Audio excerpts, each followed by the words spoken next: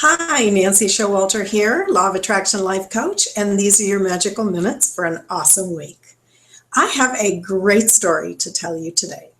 It's called This Is Good. And it begins with a young man who is groomed to be the king in his kingdom. And he wasn't quite the king yet, but he had a really good friend that they just did everything together.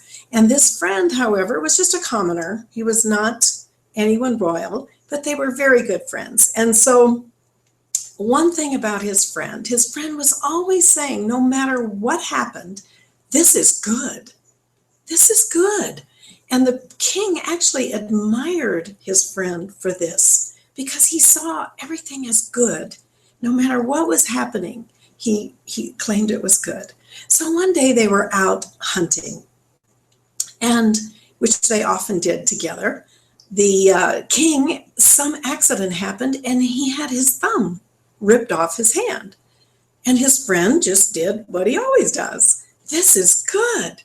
And the king was just irate.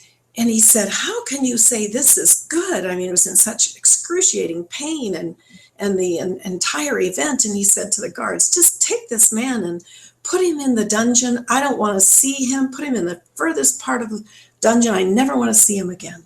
So that's what they did. They put the friend down in the dungeon. And so 1 year later, the king is out hunting again. And he kind of got away from his party and all his entourage that were guarding him. And he was captured by some natives that were cannibals in the jungle. So they put him at the stake. They were getting all ready to light the fire. And all of a sudden, one of them sees that he doesn't have a thumb.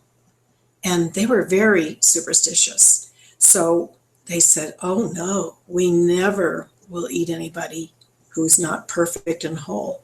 So they untied him, they let him go, and the king was just amazed. And all of a sudden he realized his friend was right. He felt so bad. So he said, take me down to where my friend is. I have to apologize and let him out. So I said, I want to do this personally. So he went down to the darkest part of the dungeon. There's his friend tied up in this horribly wet, dark cell. And he said, oh, I am so sorry. He said that I put you here for a year. He said, this is just awful. And I just, oh, please forgive me. And the friend, as usual, says, this is good. And the king goes, how can you say this is good? You've been down here for a year suffering. And the friend said, well, because if I hadn't been down here, I would have been with you. So there's a couple of important points to this story. And one is there are big cycles in the universe. We don't always see the cause and effect and the cycle of why things are happening. And so this is the first lesson. And then the second thing that we can learn from this story is events happen. Little events that frustrate us and big major traumas in our life can happen. But no matter what, they happened. We can't change the fact that they happened, but we can change how we perceive these events. And when we call them good, this is good.